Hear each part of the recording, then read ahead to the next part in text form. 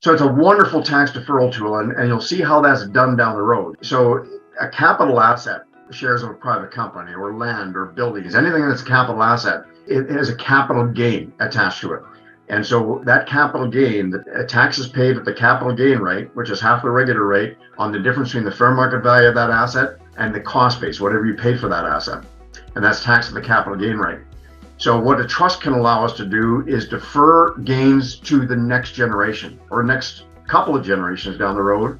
And it's really used in the world of private businesses, successful private businesses, where kids are coming into the business and grandkids are coming into the business. And the whole idea is, how do we mitigate or fix the tax liability on generation one, but pass future gains on to generation two? It's a very useful tool when you're doing that. I'd like to introduce our speaker for tonight. Now, I've been blessed to work with Chris before, and he's actually done a live event with me. And Chris is a 39-year veteran in this life insurance and financial services industry, and he's had multiple roles in his capacity over the years. And as you can see, he's been a financial advisor, a trainer, a marketing consultant to independent financial advisors like myself. He's worked with us, and he's currently an advanced case consultant with Equitable Life of Canada. And again, he works with us. When we have questions, certain questions that we don't know the answer to often, it's Chris that we take those questions to. And Chris comes to us from the great province of Saskatchewan, and that's where he's coming to from tonight. So with that, I'm going to turn it over to Chris and let him go through his presentation on trusts. Good evening, everybody. Good evening from Regina, Saskatchewan. It sounds like we've got people from right across the country by the sound of it. And Dan had mentioned talking about trusts in a Canadian context versus an American context, because the laws, the tax laws and everything are quite different, as you would imagine. But even within Canada, the laws are quite different. And trusts are governed by provincial provinces. So the way trusts work in Quebec, the way trusts work in other provinces and even within provinces is different, because they're all governed by the provincial governments. And in Quebec, they're really different because there's a totally different legal system altogether. So I'm not going to talk at all about Quebec. I don't speak French, Francois, unfortunately, but I'm going to talk about the common law provinces. So I think, Dan, what we're planning to do here, if people have questions, we're just going to defer the questions right to the end. So I'm going to move through this presentation, and I'm going to talk about trust generally, and then talk about trusts in the context of using a life insurance contract, because the two work really well together, as you will see in a moment. But trusts are often used without insurance. So I just want everybody to understand that, how they're done. What is a trust? Use of trust to own life insurance policies, issues relevant to trusts owning life insurance contracts, the use of trust to receive life insurance proceeds. I'm not going to talk about life insurance shares. That's the use of a special class of shares that would be owned by non-business kids in many cases to extract wealth out of the company. And we can talk about that in the questionnaire Q&A session if you want to talk about it, but it's a very unique application of organizing your company shares and making sure that value is passed on to non-business kids. And then finally, this is the area that I work most in, is using trust and transitioning family businesses. And I want to make sure everybody understands I'm not a trust and estate lawyer. I'm not a CPA. My specialty is insurance. I've been in the insurance industry for a long time, but given my role, I work a lot with lawyers and accountants. So I'm reasonably familiar with how these things are all work together, how trusts and wills and POAs and insurance all work together. But I'm not the guy that write these things. The trust and estate lawyer would have to write the trust. So let's begin. What is a trust? A trust is not a legal entity, which surprises people. They think, okay, it should be a legal entity, but it's not. All it is, it's an arrangement of ownership over property. So the question is who owns the property? Who's the beneficiary of the property? Who did the property come from? It's an ownership arrangement. It's not a legal entity like a partnership, like a corporation. It's just an ownership structure. And it separates the ownership and beneficial rights. So what does that mean? When a trust is established, and I'm going to get into this in more detail in a moment, there's a legal owner of the property that's been settled into the trust. And then there's a beneficiary of the trust assets. So a beneficiary has no legal ownership in those assets, but they're the ultimate benefactor of the assets in the trust, which may seem like a crazy thing, given that they're the ultimate beneficiaries anyway. But given that split of ownership and the separation between ownership of the assets and the beneficial rights, gives trusts a very unique advantage when it comes to protecting property. And it's a relationship, it's not a person. So of course it's not a person, it's not a living, breathing thing, but it is a thing that pays tax. And it's treated as an individual for tax purposes. And it's a T3 return. So of course, as individuals, we all file our T1 returns. If you own a private company, you're filing a T2 return. And if you have a trust, it's a T3 return. So different tax returns for the different income. So a trust is taxed like an individual, but in most cases, and the government changed this a while back, as an individual, we all operate under a graduated rate system. So the more income you make, the more tax you pay. And trusts used to be subject to the same sort of rules where they all had a graduated rate system. And the government didn't particularly like that, so they changed the rules. I think it was 2016, they changed the rules. And now trusts, and not all trusts, but most trusts are now taxed at the top marginal rate in your province, right from $1. So there's no graduated rate. And some trusts still do have graduated rates. I'll talk about that a little later on. So what a trust is not. A trust is not a tool you can use to avoid or evade tax. And as we know, if you evade tax, you could be heavily fined, penalized, and even go to jail if you evade tax. And that's one of the things I find interesting. Dan talked about how people are talking a lot about trusts now, and that's absolutely true. I get lots of questions about trusts and where trusts are used and how can a trust be used to avoid tax, and there's no avoidance of tax here. There's certainly no evasion of tax. A trust can't be used that way. And the comments I get most often is that people will say, well, I'm just going to use a trust, prevent myself from having to pay this tax. Well, there's no such thing. You can't do that. But a trust is an excellent tax deferral tool. So it's a wonderful tax deferral tool, and you'll see how that's done down the road. So a capital asset can be shares of a private company or land or buildings. Anything that's a capital asset, it has a capital gain attached to it. Tax is paid at the capital gain rate, which is half the regular rate, on the difference between the fair market value of that asset and the cost base, whatever you pay for that asset. And that's taxed at the capital gain rate. So what a trust can allow us to do is defer gains to the next generation or next couple of generations down the road. And it's really used a lot in the world of private businesses, successful private businesses, where kids are coming into the business and grandkids are coming into the business. And the whole idea is, how do we mitigate or fix the tax liability on generation one, but pass future gains on to generation two? It's a very useful tool when you're doing that. So what's a trust? It's a relationship between these people. You've got a settler, and the settler is the person who creates the trust. So the settler is the person that has the initial property. They've got the building, or they've got the land, or they've got the money. They're the ones that settle the property with the asset. The trustee is one or more persons that own the property placed in the trust. And it's a trustee that has legal title. If I establish a trust and I settle that trust with property that I own, and I put that property in that trust, it's not me that owns it anymore. It's the trustee, the person that I establish as a trustee that owns that property. I might even be the trustee of my own trust. And then you've got beneficiaries. The beneficiaries are the people to whom the property is ultimately being held, and that's called beneficial title. So there's a difference between legal title and beneficial title, but the property is being held for the benefit of other individuals. So a trust, as I mentioned, is not a legal entity. Therefore, all business of the trust is conducted in the name of the trustee. So whoever your trustee is, it's named Jane Doe, trustee for such and such a trust. So it's as if that trustee owns that property. And trusts, as I mentioned, are governed by provincial law. Therefore, rules vary by province. So whatever province you happen to be in, if you think this is something you can use personally, or you're an advisor tonight in another province, it's important to talk to a trust and estate lawyer to understand what the laws are, what the rules are surrounding trust in your particular province. But the structure is really quite simple. We've got the person settling the trust, and we've got the trust tool, and then the trustee owns the property in the trust. And then you have the beneficiaries who are ultimately going to benefit from the income and the capital of the trust. There are three requirements, ladies and gentlemen, for a trust to exist. And if any one of these does not exist, the trust doesn't legally exist. There has to be certainty of intention. So the settlor, the person with the property initially, has to display a clear intention to create the trust, such as recording in a trust document.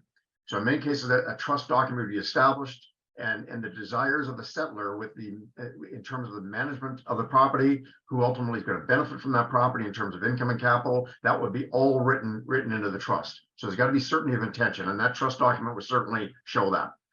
There's got to be certainty of property. We've got to have something that goes into the trust. So we might have great intentions, but if we have nothing to put into the trust, then we can't have a trust because we have no property. So that seems pretty obvious.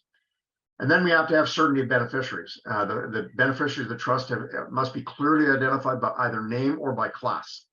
And so the trust document would specify who those people are, if they have different classes and so on.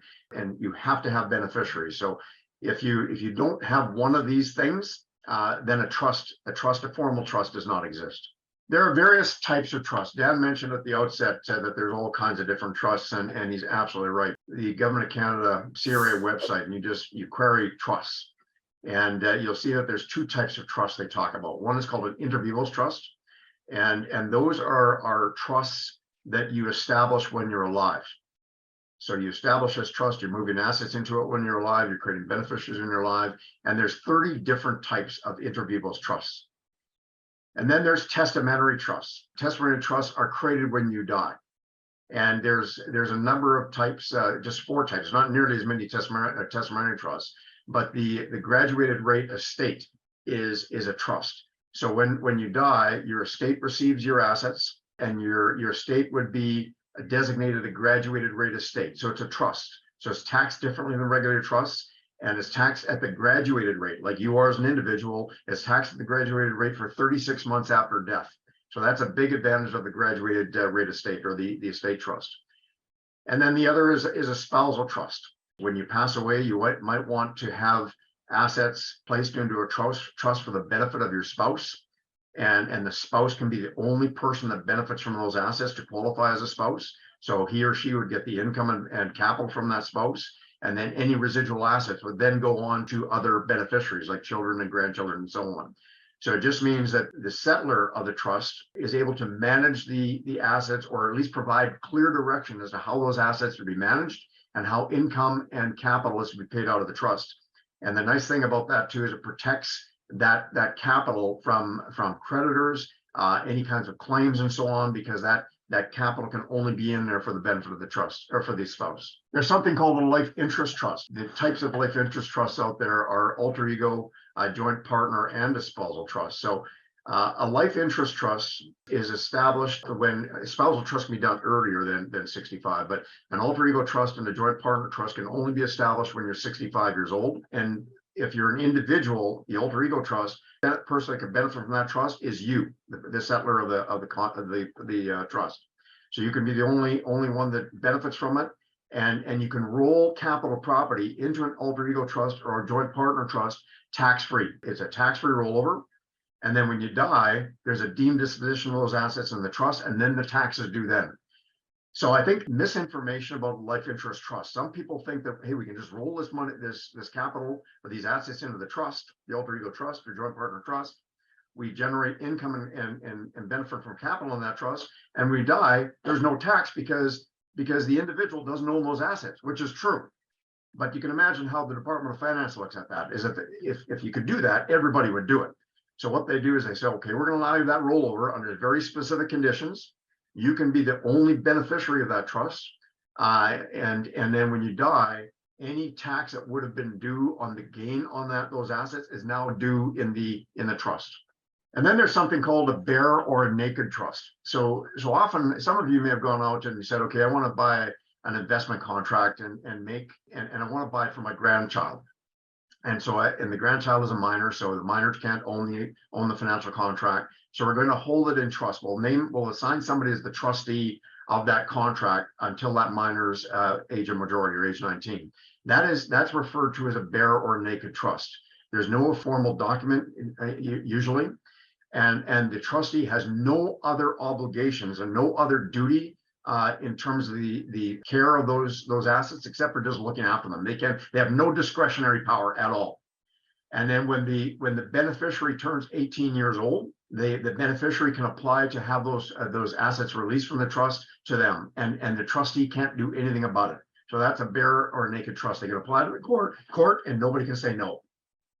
Whereas the other types of trusts, you can decide just when those assets are going to be released to the beneficiary. So the child might turn 18, but with a formal trust, you might think, oh, I don't want my child to get all that capital when they're 18. I want to leak it out over a period of time. So we'll give some of them when they're 20, some when they're 25, 30, and you can do whatever you like. That's the beauty of a trust, is you can write that trust document in any way you want to determine how you want that capital and income paid out.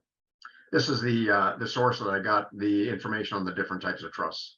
Okay, I've already mentioned that there's two types of trusts, and there's a testamentary trust, and that's subject to graduated rates. But starting in 2016, only a graduated rate estate or a GRA is taxed at the graduated tax rate, and only for the first 36 months. After that, graduated rate estate is subject to tax on income inside the trust at the top marginal rate. So generally what happens is when it's taxed at the top marginal rate, the trust earns the income from the assets it holds. It files the T3, it reports that, but then it pays that income out to the beneficiaries. And then that's a deduction to the trust. So it means there's no tax in the trust because it just earns it and then pays it out. And then that income would be taxed in the hands of the beneficiary. Inter vivos trust, as I mentioned, is the trust that is established when you're alive, and in most cases, that's taxed at the top marginal rate. So, for example, in Saskatchewan, our top marginal rate is 47.5. Those of you in British Columbia, it's 53.5, and Alberta is 48. So everybody has a tax rate that's roughly around that 50% mark. So unless you're a special type of trust, like a graduated rate estate, then you're taxed at the top marginal rate. So you can see exactly what the government's trying to do there, is they're going to tax you at a high rate inside the trust to encourage you to get that money out of the trust and into the beneficiary's hands. So inter vivos trusts, this is where I see them most often used in the nature of my work. They're most commonly used in business planning context, but they're also used to own life insurance. But I see them used a lot, and I'm going to show you an example of this at the end of the session where they're used in the business planning perspective. And this includes spousal trust, alter ego trust, joint partner trust, and family trusts. So a trust document governs the trust, such as a will or a deed of trust. It's a formal document, just like a will, but again, it's not an entity. And the trust document names the initial trustees and replacement trustees. It identifies the initial property used to settle the trust or create the trust. It specifies the power of the trustees to make decisions regarding investments and distributions to beneficiaries. And the beneficiaries are named specifically by class, such as children, grandchildren, and so on. So again, if you've got all these things, you know you've got a formal trust. And in a lot of cases, the trustee is given discretionary power over how the assets are managed and so on. But the trust can specifically dictate how that's going to be done. But the trustee, if the trustee is given discretion, then what they say is that so long as they're making decisions that they make, if it was their own money, is essentially what they're trying to say, or I'm trying to say. This is really important to know when it comes to trusts, is the 21-year rule. And I think this is one of the things, too, that a lot of people don't know, that gets people thinking, okay, it's a tax avoidance mechanism. And there's no such thing as tax avoidance, that if you're caught, you wouldn't be punished, or tax evasion, you would be punished. The 21-year rule, it says the Income Tax Act requires a deemed disposition of capital property in the trust, so that capital gains tax can be paid every 21 years. So once a trust is established, we have 21 years for that property to grow, and it can be all tax deferred because they're capital assets. So land, buildings, shares of a private company can grow. But at the 21st year, if we don't do something with that property is deemed to be sold. So of course it's not sold, it's just deemed to be sold. And deemed to be sold and actually sold from a tax point of view are exactly the same thing, and be taxed at the top marginal rate inside the trust. So that's a number that everybody has to keep their eye on, because if you don't keep your eye on that, then you're deemed to have sold those assets. That's a big tax liability inside the trust, and you've really negated a lot of the advantages of owning that trust in the first place. That 21-year rule does not apply to all trusts. So if you've got a qualified disability trust, that rule doesn't apply. If you have a spousal trust, it doesn't apply, or an alter ego or joint partner trust. So eventually those assets will be taxed. It's when the beneficiary dies is when they're going to be taxed. And you can understand why, because a lot of these people are using these trusts as a form of income and so on. If we have to tax that at the end of the 21st year, it's going to leave people in a very difficult position. Why create a trust? There are a number of reasons why you might have a trust. And a lot of this makes sense. Is again, what are we doing to the trust? We're moving assets away from the original owner to another owner that's going to own and control those assets for the benefit of another group of people or another person.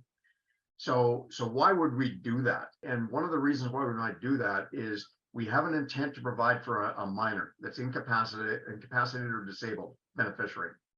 So yeah, if we have somebody that is challenged or incapable of managing money and so on, a trust is a magnificent tool because now we can put that capital into trust, have it managed by a trustee, not managed by the beneficiary, and then control the income and capital distribution to that beneficiary.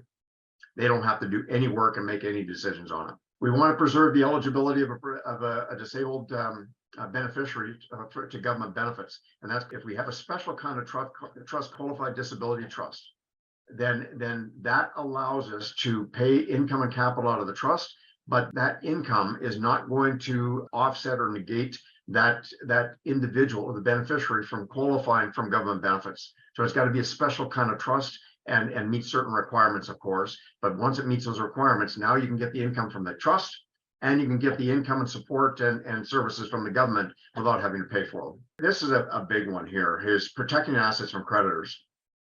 Once I establish a trust and move money or move assets into the trust, I no longer own those assets personally. They're in the trust and my trustee now owns those assets. And if I'm sued or some creditor comes after me personally, then the assets in the trust are not my assets. So they can't attack the trust assets. The other thing too is in moving assets into a trust where somebody is concerned about marital breakdown of a beneficiary, then the assets inside the trust are not part of matrimonial property. So the child or the grandchild might be a beneficiary and receiving benefits from the trust, but if their marriage fails, the exiting spouse has no claim on the assets from the trust. We can protect assets from spendthrift beneficiaries or other beneficiaries.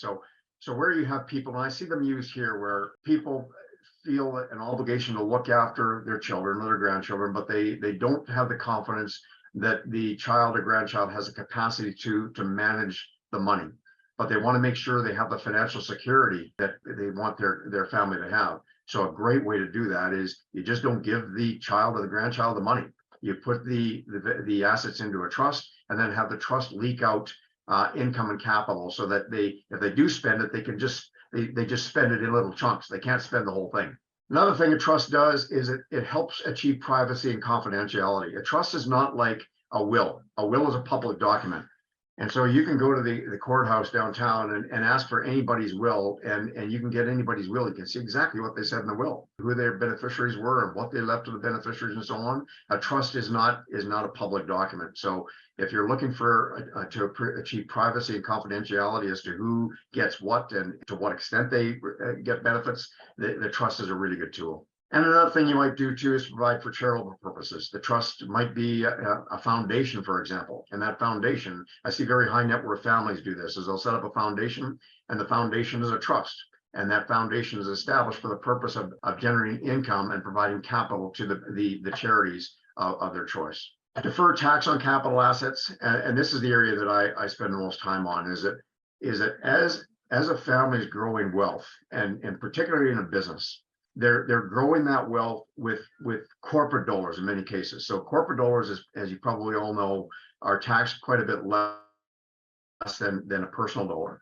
So we're growing wealth inside that company, and the intent is to transfer that company or that wealth onto the next generation or next two generations. So what do we do in this case? So what we need to do is, or what we should look at doing is let's do something called an estate freeze. An estate freeze is a very useful tool because we can freeze the value of somebody's wealth today inside a company, or move assets into a company and freeze that value. And now, even though that business or those assets continue to grow in value, the tax on generation one is based on the frozen value. so that that tax liability never goes up. The only way it will go up is if the tax rates change or if the capital gains inclusion rate changes. So right now the capital gains inclusion rate is 50%. You know, some of you may remember the 90s, it was 75%. So if the government went back to a 75% inclusion rate, that would increase that tax, but the assets will not increase in value. We know right to the dime what those assets are worth. And so from a business planning point of view, it becomes a very, very useful tool. And again, I'm going to show you an example later on. And it reduces estate expenses as trust assets do not form part of the estate. So, so you have executor fees, you have probate. Alberta, nobody cares about a probate in Alberta because there virtually is none. I think it's a flat rate of $400. In Saskatchewan, it's $7 per thousand, but in the trust are not part of the estate. Any estate costs or any tie up in the estate that wouldn't affect trust assets because those assets aren't there. Okay, that's all I'm going to say generally about trusts. Let's talk about where trusts are used in a life insurance context. So why would you use a trust to own life insurance? Well, in cases, I see cases where somebody says, okay, I like the idea of using life insurance. I want to buy life insurance on my child or my grandchild. The person establishing that contract is likely to die before the child does or the grandchild, hopefully. They want to be able to control the cash value and death benefit for a long period. So they'd like to be able to control that, including after the death of the settler. So let's say grandpa or grandma wants to buy a policy on their daughter or son. You can certainly put that policy into a trust. So if it's not in a trust, what you can do is you can pass that contract over to the insured child on a rollover basis, tax-free, which is a wonderful feature. But if you don't have confidence in the child to be able to manage that contract and keep that asset there for what it was intended for, they just cash it out, then you might want to put it in the ownership of a trustee. So it keeps the life insurance separate from the settler's estate. So again, you have privacy, it prevents any will challenges, and you have no probate tax on that asset. So again, it's about controlling that asset from the grave is what you're doing. So why is insurance quite an ideal asset for a trust? Insurance contracts are not subject to the 21-year rule. So when you think about that, if I put private company shares or land or building or any capital asset into the trust, or the trustee would own it, at the end of 21 years, I've got to move that asset out. Otherwise, it's deemed to be disposed of or sold inside the trust. A life insurance contract does not face that same tax rule. And the reason for that is life insurance is not considered capital property. And this is where it's kind of goofy. It says, down you can see here, not considered capital property. However, it is considered trust capital. And so as trust capital, we can transfer trust capital out of the trust without triggering a taxable disposition. But at the end of 21 years, we don't have to move that life insurance contract out. It can stay in there as long as the life insured is alive until they die. And that could be the daughter or son of the person that bought it, or the granddaughter, grandchildren of the person that bought it. It can be there for a very, very long period of time.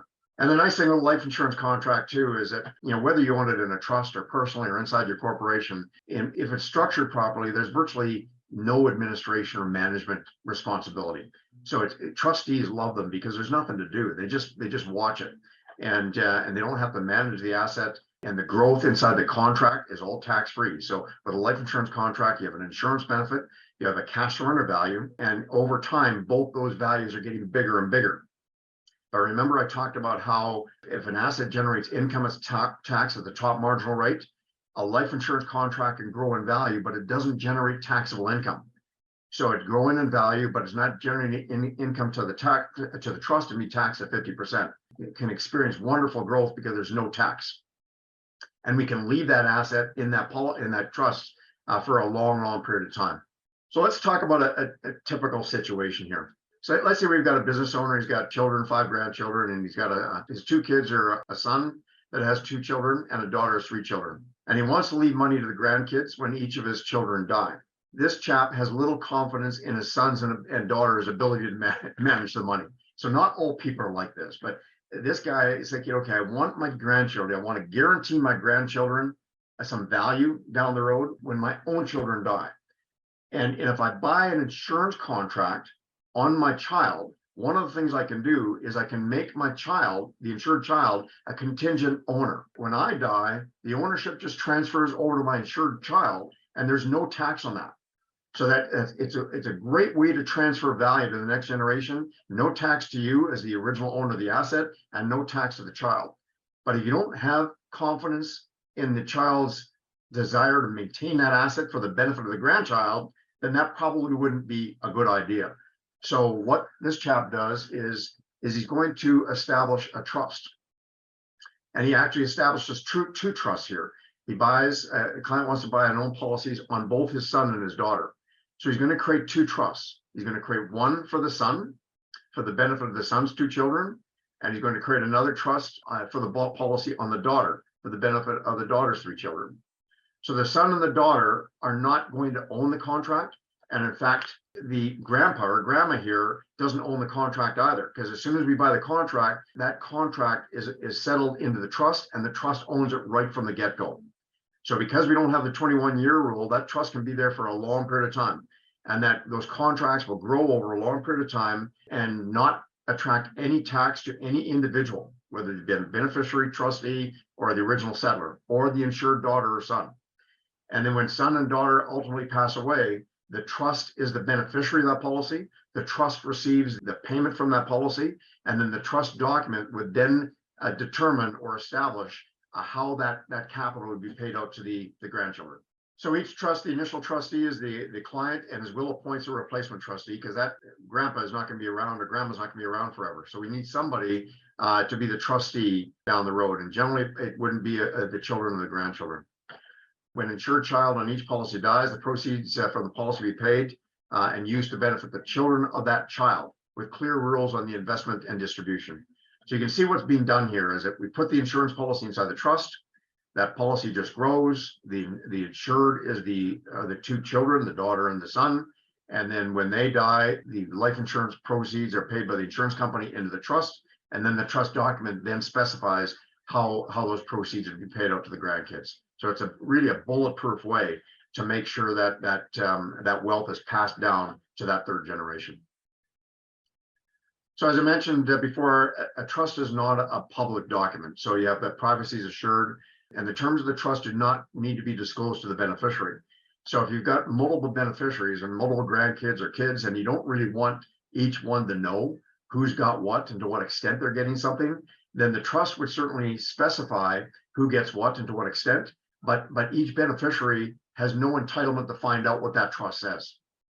So it's a great way to maintain that privacy, where you might think that, okay, if I'm not equal, it can cause problem. Well, nobody would, unless they talk, nobody would know it's not equal.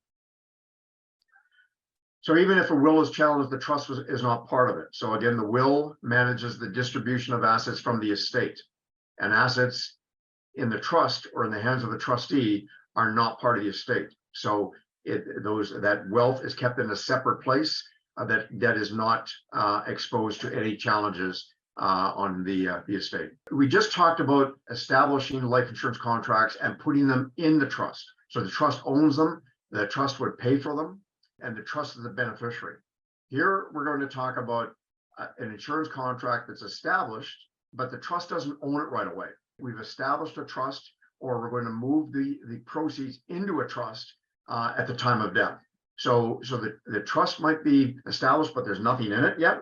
But the insurance policy is created, and the beneficiary of that policy is the trust. So the trust will be flooded or funded with the insurance proceeds at death. So the use of trust to receive insurance benefits, it's just called the life insurance trust. And we're designated trust as the beneficiary of a life insurance policy, and it has benefits. So it has the same kind of benefits that you would think that you would see in the previous example, where it controls that distribution of the death benefit, but the policy isn't in the trust right off the bat. It's outside the trust. So the testamentary trust can receive the insurance proceeds. There's three methods of doing this. One way to do it is the beneficiary of the insurance policy is the estate of the insured. And then the proceeds are directed to a testamentary trust. Remember, it's a trust created at the time of death. So that trust is established when you died.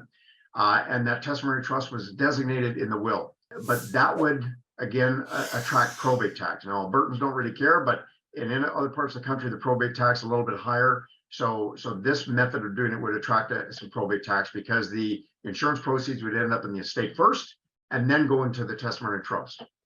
The other way, two ways to do it, is designate a trust in the will and specify that the trust has received the insurance proceeds on death. So what happens now is the insurance proceeds don't end up in the estate at all. The trust receives the insurance proceeds directly. So because the trust is receiving it directly, there's no probate tax because the estate never received it in the first place. So that's the only way something could be probated. The estate has to receive it. So the assets in the estate, it may be probatable. And then finally, is a more formal way to do it, is that here we're funding a trust that's established in the will at the time of death, whereas here we have a separate trust document, but the trust is not settled yet until the death of the insured. So that document is there. It's a separate trust document, and then that trust would receive the insurance proceeds at the time of death, and the same result, you get the same result as over here. You'd have no probate tax. So of course, these two are a little more attractive to do it this way, just because that money never ends up in the estate in the first place. And I think anytime you can keep money out of an estate, it may be useful depending what your circumstances are, because an estate can be challenged. And once money is in an estate, even if the will says, okay, here's where we want it to go, if somebody's challenging the will, we can't get that money out of the estate until we have clearance to do so. Okay, that's all I've got to say about that. I want to talk about using trusts and life insurance when transitioning family businesses. So here's an example, and anybody that's of my vintage, which you grew up in the 60s and 70s, there was a television show called Sanford and Son. And Sanford and Son was a terrific show. It was a great half-an-hour comedy. And there's a chap, his name is Fred Sanford, and he had a junk company he called Sanford and Son Salvage. And so he owns that company directly today. And so whatever that company's worth, it doesn't really matter for the purpose of this discussion here. He owns those shares, and he owns all the common shares. But here's Fred's circumstances. We know Fred's getting a little older. He's got gray beard and gray hair. And anybody who remembers the show, Fred was always complaining he's having a heart attack. So he could die at any moment. At least that's what Fred led you to believe in the show.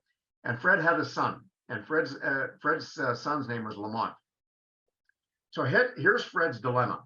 He's getting old. He's got some health issues. He's running a very successful company that's growing. He's got a son, Lamont, but some of you remember the show. What did he call Lamont? He always called Lamont the big dummy. So he has no confidence in Lamont to own this company yet or take over the company. So Fred wants to structure his business affairs in a way that limits his tax liability on the company's value today. It allows him to get money out of the company into another company so he can use that for retirement if he wants to. And ultimately, he wants Lamont to own the company, because that's what he said. Lamont said, hey, Dad, one day I want to own this company. I want to take it over from you. So how do we go about doing that? And Fred said, okay, I'd like that too. I'd like to leave that legacy, but Lamont, I just don't believe you can do that today. So here's where he's at. Here's what Fred's objectives are. He's growing a successful company from nothing. So he wants to fix his current tax liability and know exactly what that tax is going to be so that we can plan around that. He wants to preserve his capital gains exemption opportunity. And so the capital gains exemption is when you sell the shares of a private company or you're transferring the company to the next generation. Today, that's $971,163 is tax-free. So it'll save him about $240,000 of tax if we can use that. He wants to be able to multiply the capital gains exemption opportunity. So is there a way we can share the capital gains exemption opportunity or multiply it? So Lamont would have that same 971 if we structure this properly. Fred wants to be able to remove assets from salvage that are not used in salvage and he doesn't need for income and get them into a safe place without having to pay tax personally. So how do we do that? He wants to transfer future gains. So as salvage continues to grow in value, he wants that growth to be in Lamont's name, but not transfer ownership to him yet and control to him yet. And the other thing he wants to do is possibly generate income with this structure. So what you see here, folks, those of you that own private companies, and some of you may have done this in your own families already, this is called a Section 86 estate freeze. So in the Income Tax Act, what the Tax Act allows us to do under this Section 86 is freeze the value of Sanford and Son Salvage at whatever its value is. We're going to establish a brand new holding company called Sanford Holding Company, and we're going to create a family trust, Sanford Family Trust. And Fred is going to be the trustee of that trust initially, and Lamont and the Holdco are also trust beneficiaries. And so all the growth shares, the common shares are now going to be owned inside the family trust. So all the future growth from this point on of the salvage company is in the trust because the common shares are there. And because Fred has given the common shares to the trust, he takes back fixed value preferred shares for the value of the company today. So you'll see that it's fixed value. That means those shares will never increase in value. And so from a financial advisor and a tax planning professional's point of view, we love this tool because it makes it really easy. The goalposts aren't moving now. We know what the tax liability is going to be on when Fred passes away. We can plan for that. And then we can move on to the next generation and now deal with Lamont. So when you think about these objectives, have we fixed this current tax liability? Yes, we have with that freeze. We fixed it at today's value. Have we preserved the capital gains exemption opportunity? Yes, we have. There's a very special rule here that in order to get the capital gains exemption opportunity, if somebody comes along and buys the shares of Sanford and Son or Fred dies, the 90% or more of the assets inside the operating company must be used in the operating company. If you have a bunch of cash or even an insurance policy, but cash value inside that policy, if those assets, those investment assets exceed 10% of the value of the company, we don't get our capital gains exemption opportunity. The shares are not qualified. So we not only would not get it for Fred, but we wouldn't get it for Lamont either. So you have to keep a real close eye on that. Can we remove passive assets from the salvage company? Yes, we can. We've set up this new company here, and this new company is a beneficiary of the trust. So we can take investment income out of transfer out of salvage and move it through to the holding company, as the holding company is a trust, is a beneficiary of the trust, and we can do that tax-free. So that's an intercorporate tax-free dividend transfer of dividends, and now that money's in Sanford Holdco. And now Fred can do whatever he wants with that money because he's the owner, owns 100% of the common shares of the Holdco. So he can buy insurance in there if he likes, he can buy property in there, he can buy investment funds in there, he can do whatever he likes. And it keeps the operating company clean to sell if he wants to and get the capital gains exemption. So we've accomplished that. Have we transferred future gains and potential ownership to Lamont? Yes, we have. But Lamont is not a current owner today, but he's a beneficiary of this trust. So remember the 21-year rule. What Fred can do now, these common shares have a zero cost base. They start off with zero cost, so it hasn't cost Lamont anything to get into the company. Those shares are going to increase in value as salvage continues to increase in value. And we have 21 years to roll those shares out to Lamont on a tax-free rollover basis to him personally. So we got lots of time to do that. So Fred can decide to do that whenever he wants, or he can do that on death. So now all the future gains now will be in Lamont's hands, and we just start the whole process all over again with the next generation. So it really is a wonderful structure. And then the last thing is Fred is saying, well, I might want to unlock equity from my company to produce retirement income for myself. So how would we do that here? Well, he could certainly continue to draw dividends on his shares, draw income, dividends out of Holdco if he wanted to. But the other thing he could do is he could redeem these preferred shares. So the company can buy those shares back from him in his retirement, and he'd be taxed on that, of course, but it's another way of generating income. So there's all kinds of ways to generate income. So this structure has given us lots of different opportunities from a planning perspective to manage tax, transfer the business, magnify wealth, reduce tax liabilities. It's a very, very common structure, and it's called a Section 86 freeze. One of the first questions we got, Chris, was can cash count as property within a trust? Yep, certain can. And trust can own anything. And again, it's not the trust that owns it, it's the trustee, but you can have any asset ready in a trust structure. Excellent. Next question is, will a trust expire after a certain number of years in Canada? The trust doesn't expire. The trust can live forever, really. The question now is that 21-year rule. It's a disposition of those capital assets. So you might have a disposition of those assets at the 21-year, but the trust doesn't disappear. And the trust document can be written in such a way to have the trust expire at a certain point, but that would be your choice as a settler and the establisher of that trust. Next question, he says, since trusts don't have to be registered with the government because they exist in the private, not public, why does the government have any right to tax it? That's a really good question.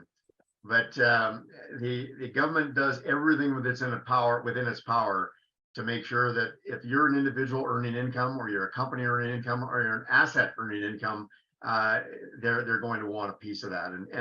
And a good point, because that's the thing. I think that's a big piece of misinformation that's floating around in the market today. Is people look at trusts as a tax dodge. It is not a tax dodge. And as you've seen tonight, it's a great way to manage assets beyond the grave. And it's a great way to defer tax, but you can't avoid or evade tax with it. Excellent. Thanks for that. Now, the next question says, can a trust be a beneficiary for whole life policies? Oh, yes. Yep, they sure can. So that one example I gave you where you buy a whole life policy or a UL policy or even a term policy, really doesn't matter what the policy is. You buy it on your life and then you establish a trust, a testamentary trust in your will. So in your will, you'd write into the will that you've got this trust. That trust it's not a legal trust document or a trust document, but there's direction in the will to establish a testamentary trust when you die to receive life insurance proceeds. So I think that's a great way to do it. If I bought a policy on myself or my wife or what have you, and I wanted, we don't have any kids of our own. We've got lots of nieces and nephews and now great grandnieces and nephews. One of the things I was thinking of doing is, because I don't have my own kids, one of the things I might do with all my life insurance policies is do just that, establish a trust in the will, flood that trust, and then I can, that frees me to spend all the rest of my money. And then that trust would be the only thing left with cash. And then I could pay for the education of great grandnieces and nephews, and as long as there's money in that trust, I could fund their education. I'd buy them a 4-year degree. And the next one is, what about the difference between revocable and irrevocable trust? All trusts are irrevocable. To get the tax benefits from a trust, it must be irrevocable.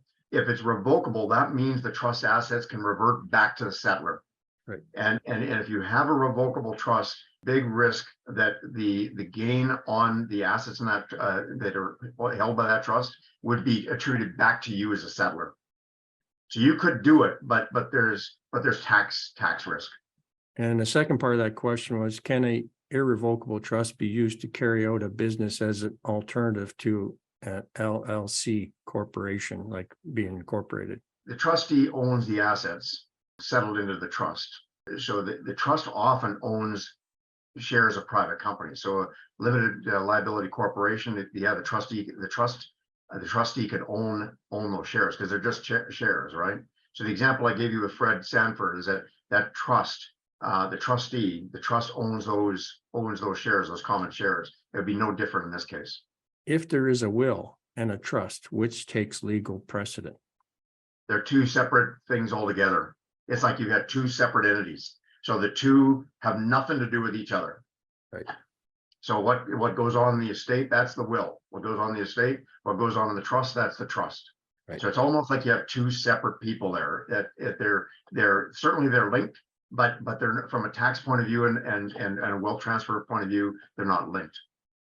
Next question. This is one that says, this person believes there is a case law where revocable trusts have been forced by the court to return assets to the grantor so a judgment can be made on those assets.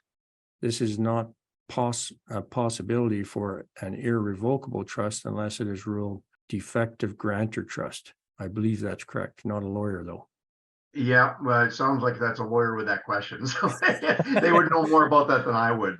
But you're right. An irrevocable trust, as I mentioned, the big thing with the irrevocable trust is, can those assets be taken back by the settler? And so you can see how the government would look at that. Is it okay if you're establishing this trust, but you can take that asset back, then the income from those assets should really be attributed back to you. Exactly. Yeah, so revocable trusts are just not a good plan at all. But they are possible. They are possible, yeah.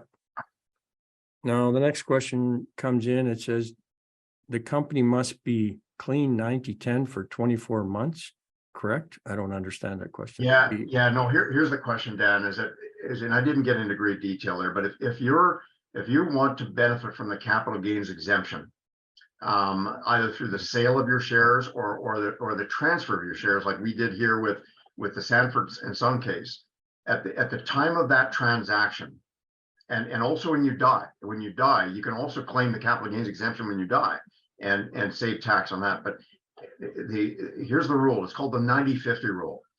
50 or 24 months prior to that event, no more than 50% of the assets held in that corporation can be investment assets. And that includes insurance policies, mutual funds, real estate that's generating income, all that would be considered investment asset.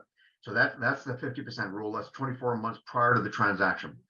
At the time of the transaction, no more than 10% of the assets can be investment assets. So if you fail either one of those, you just don't get the capital gains exemption, which means you pay another $240,000 of tax.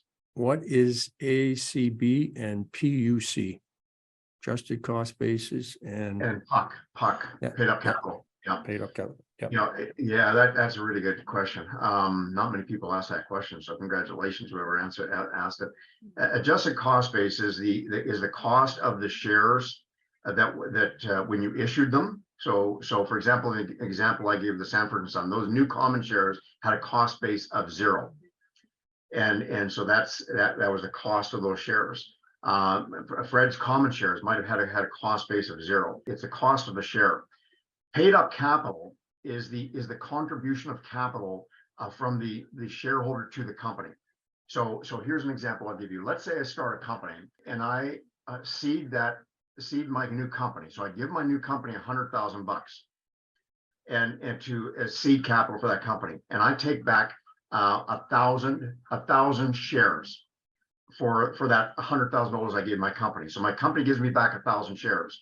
So 1,000 into $100,000, that's $100 a share. So when I establish that company, my cost base on that is $100 a share, and my paid up capital is $100 a share because I put $100,000 of my own money into it. So paid up capital can be returned to me tax free because that $100,000 I paid tax on that $100,000. I'm just seeding my company with that $100,000, so I can get that out tax free at some point. So let's use this example. Let's say I grow that company now from a $100,000 company, and I establish it to $1 million company.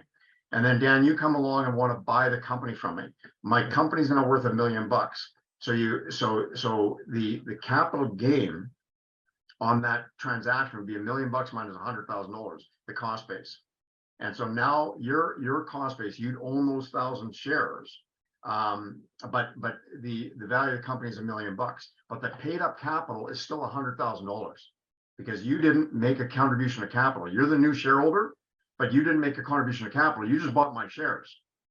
So now the adjusted cost base, you got a high adjusted cost base because you paid $1 million divided by 1,000, but the paid up capital is no different. It's still $100,000. All right.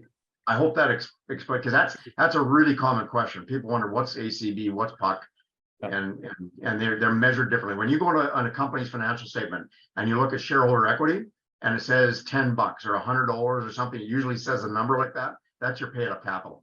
Right. Excellent. So question from Stephanie is, if the life insurance is owned within the trust, would we be able to borrow against it? The trust can borrow against it. Right. So because it's in the trust is paying for it, and the trust can borrow it, and then that was the intention.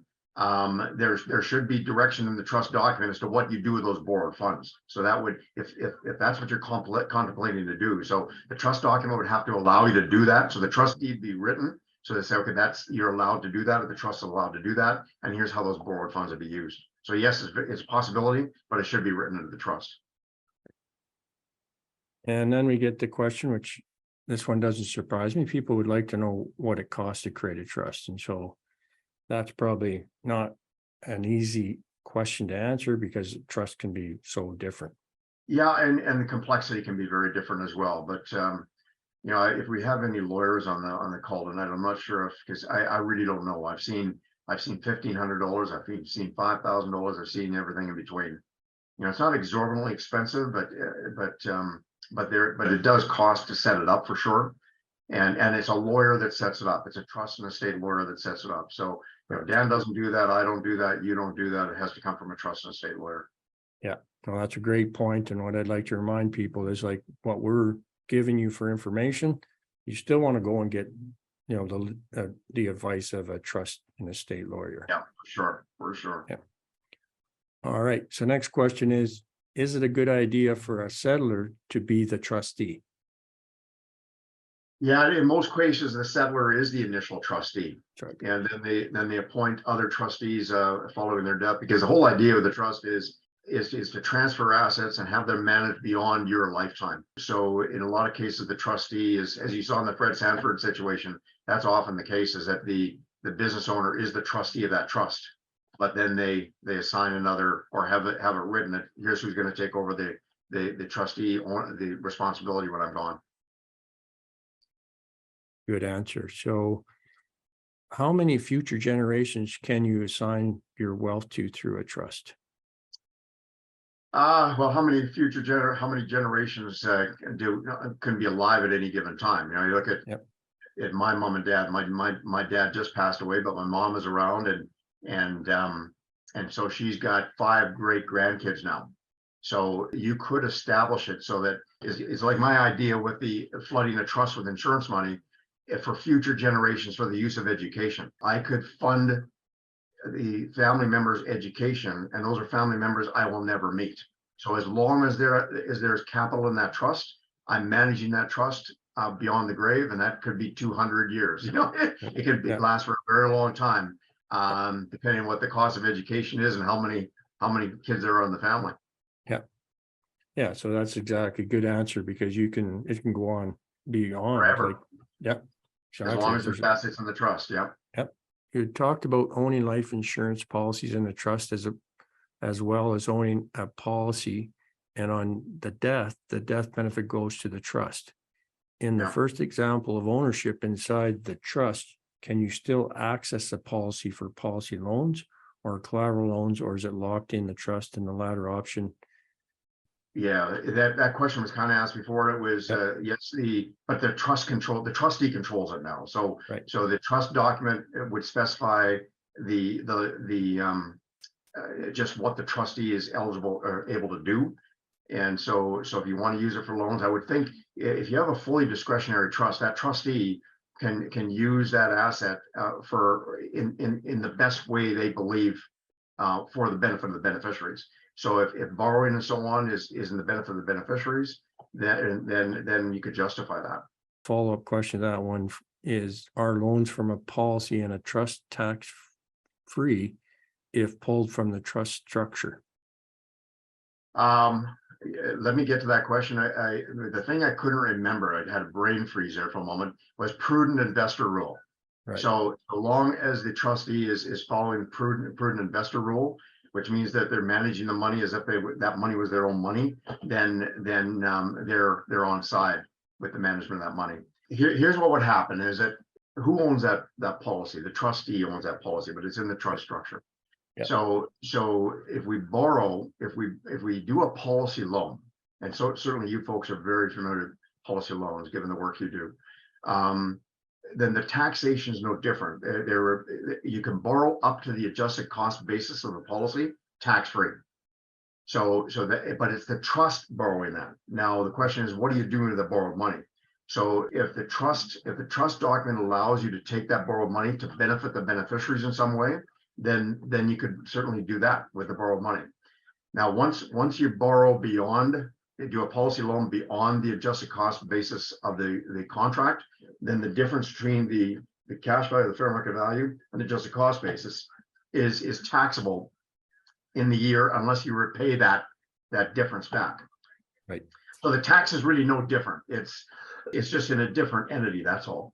So similar question. Once the trust borrows money against a life insurance policy, can that money be used by the beneficiary or trustee personally without triggering any personal tax or repayment or such as, Yeah, collateral yeah. situations. Well, a policy loan is going to generate tax again if your cash value exceeds your adjusted cost base. So that's Yeah. the same no matter where you have it. Yeah. The question is can you use it for the benefit of the beneficiary? Well, if the trust document specifies that policy loans are to be used for the benefit of the beneficiary in some way, then yeah, for sure. But the trustee, unless they have fully discretionary control and they're following the prudent investor rule, the trustee might say, okay, we're going to borrow against this policy, and then we're going to use to benefit the beneficiaries in some way. So let's say pay tuition. If it's fully discretionary, you could do that. Trusts are really a magnificent tool, and they're largely misunderstood. I know a chap from the gym that I work out at, and he was telling me one day that he was so upset with his son-in-law because he was on the phone with his daughter, and he could overhear the son-in-law, and this gym buddy of mine, pretty wealthy guy, and he could overhear his son-in-law in the background saying, "Yeah, I guess I got to treat the old man right so I can stay in the will." Well, that bug it just ticked off my buddy, and he said, how do I make sure that son of a gun doesn't get anything?" I said, hey, you might want to look at establishing either a testimonial trust or even interviewless trust, and that way you can benefit your kids and your daughter, but not the son-in-law. Yeah, that's a good idea because that bugged him so much. I know the son-in-law was probably saying it tongue in cheek and trying to make a joke, but this guy didn't take it as a joke. Yeah, it's kind of one thing that you can do with them is even from your grave, you get to direct how those funds are spent, and it's like just an amazing tool. And that ability to control assets is huge, and there's lots of circumstances where you don't want to just drop a big check on somebody's lap. Yeah, and because there's lots of people can't handle that kind of wealth, that instant wealth. So a trust is a magnificent tool for that purpose.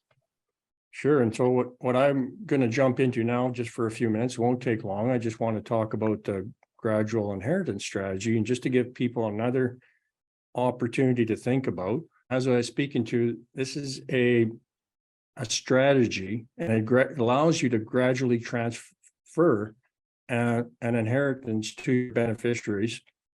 And the process really is when you pass, the proceeds of your life insurance and or savings accounts, if you have them, are traditionally paid to your beneficiaries in a lump sum. Now, depending on your circumstances, you may prefer that your beneficiaries receive the inheritance more gradually. And Chris did a good job of speaking to why people find that something that's important for them, because they just maybe not comfortable with this huge lump sum going to someone. Even as you get into life a little further, you may not want that to be the case where the person gets this huge lump sum, because quite often when that happens, it becomes pretty, one of those things people think about how they can spend all that money, and it may be gone pretty quickly. So you can control how much goes to a person or persons over time. So how does it work? Well, you set up an annuity, and you do this with the life company, and it indicates how the proceeds of your life insurance or your savings account will be paid. So your decisions will include who the beneficiaries are. You can name them, and there could be one or multiple beneficiaries. What portion of the death benefit will be paid as income payments, and what portion, if any, will be paid as a lump sum. So you can, very similar to a trust, you can start to dictate things even after you're gone as to how the death benefit or your savings are going to be paid out. And if the income payment, if income payments will last for the life of the beneficiary, that's a life annuity, or for a certain number of years, that's just a different name. It's called a term certain annuity. So if this is something you want to learn more about, just set up a meeting. If you're already a client with us, just set that up with whoever your advisor is. And if you're new, we're going to give you a way to schedule a call where you can, just meet with us and talk about whatever you'd like to speak about related to trust and even this particular process. If you have a trustee assigned, so with life insurance, you can sign a trustee for minors, for example, and in some other circumstances, such as when a beneficiary has is an individual who has a development disability. There may be a trustee that's signed even to look after it in that way, very similar to what Chris talked about in the trust we were talking about. And then upon your death, your beneficiaries will receive the guaranteed income in the manner in which you specified. And the thing is, the beneficiary can't change the annuity option or how the proceeds are paid. So again, you get to be in control. You get to make those decisions before you pass. And the other thing about this process, if any time you wish to make changes or to choose to remove the annuity settlement option, you simply provide the life company with new written instructions. So benefits over a formal trust, it is just another way of transferring inheritance over time to establish a formal trust to control the estate after death. The annuity settlement option can be achieved many of the same goals as a trust with the following advantages. There's no cost to set it up. It's your time, simple to establish, and has no ongoing management fees. And you can amend amounts or the beneficiaries at any time without having to pay a lawyer or amend or redraft trust agreements. So that was what I wanted to share with everybody. And just to give you something else to think about when you're thinking about how can I manage something from my grave, and lump sums on life insurance policies and such. That's just one other way. So I just wanted to share that with you tonight. And let's just bring on the rest of my team and just see, let's talk about wrapping her up tonight. I want to just tell one other short story about how where a trust would have been really useful, or even the annuity idea you just presented. A buddy of mine works at RBCDS, and a couple of years ago, clients of his died. Mom and dad died in a car accident in common, and they had one child, 18 years old, and they weren't really wealthy, but they left her a fair bit of wealth, and it was over $2 million. And my buddy was managing this money. And the daughter was, of course, the beneficiary of the whole thing. And she blew $2 million in 2 years. And he could not stop her from spending. And so he tried to get the firm involved to say, there's got to be a way to protect this girl against herself. And there was nothing they could do. She was legal age, she was 18. And he said that she was always calling up saying, I need more money. And he couldn't say no. You know, something like this would have been, a trust would have been unbelievably valuable, because she could have lived on $2 million for the rest of her life, whereas she blew through that in 2 million in 2 years. I think, how is that even possible? But you drop $2 million on the lap of an 18-year-old, things can get a little crazy. Yeah. Yeah, that's exactly right. I think that's one of the huge advantages of the trust, is really to help people from harming themselves, because it's like we've all heard about, the big lottery winners, and how much of them actually have much money left 10 years later. Yeah, that's right. It's surprisingly how few have money left 10 years later, when they think, well, I've got all this money. We had about 15 years ago, we had a young guy in Moose Jaw. He won 2 lotteries back to back, and I think it was about $3 million in total. And so everybody thought, this guy's so lucky. And he was only 24, 25 years old. And so he's having a party, and he's the most popular guy in Moose Jaw. And so there was an article in the paper on him a number of years ago, talking, and he's riding his bike to work, because he blew through all that money.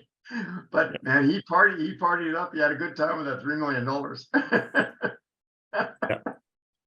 Yeah, I was blessed to talk to a young man who signed a Major League Baseball contract, and his signing bonus was $2 million US. And when I talked to him, he had nothing left.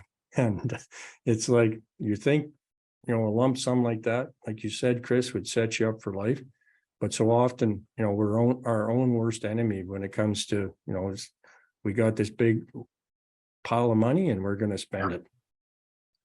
I heard somebody say something the other day. I thought it was a great saying. It says, a different skill set to get wealthy than stay wealthy.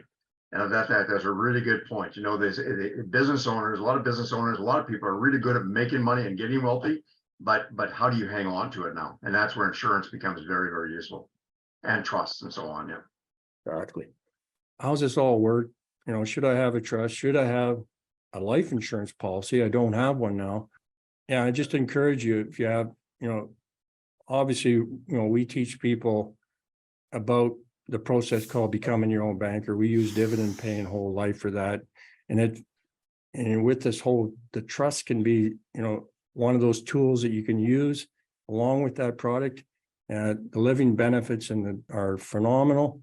And then, you know, obviously from a death protection is still the greatest exemption in the Canadian tax code today. Correct me if I'm wrong, Henry, is the tax-free death benefit of a life insurance policy. We talked about policy loans in the trust and collateralizing policy owned by the trust or the trustee, similar process, right? Because trust is just a relationship, but it's all controlled by the trustee. So they can still collateralize that policy with a third-party bank, finance company, and then get access to capital via that. You're right. So all the things you could do with a policy on the corporation or personally, you can still do all those things. Yeah. The question is, given the way the trust was structured and the way the trust deed document was written, will it allow you to do that? And what's the purpose of doing that? So yeah, the mechanics of doing all that stuff, it's really no different. Awesome. The open area I would just add is it's what's written in the trust documents that people very much think at a surface level they all have a trust and structure, but it's actually what's written in the details of those agreements is what gives you that ability, whether or not that option is available. Yeah. Absolutely. So here's a follow-up question. How easy is to change the trust document once the document is established? Because people can not think about things 5 years from today, 10 years from today. Can they go back and make changes if the trustee allows them to do it? Yeah, I think you can make changes to the trust like you make changes to your will. Like you can't revert assets back to the settlor, otherwise you get tax issues. Yeah. But if you wanted to change the way beneficiaries recognized, then I can't think of an example, and there'll be somebody on the call that can correct me or prove me wrong. I can't think of an example where you couldn't do that. It's just more lawyer fee. You're paying the lawyer. Yep. I would add to when you're engaging into something related to these trusts and setting up from estates, it's really important to get crystal clear on your objectives and have a good perspective of a team to provide, because I've, as an example, worked with a client who relied on their trust and estate lawyer, but didn't have a complete vantage point from a taxation standpoint. So the advice that they would give was completely solely on a legal perspective, but didn't take into consideration the taxation perspective too. So I just thought I would show that out there, that it is very important to find that right professional, not only in terms of describing what's in the trust document, but at the same time having the right perspectives, including taxation, if your goal is taxation or transferring and all of that stuff, to have the right suite of professionals supporting you.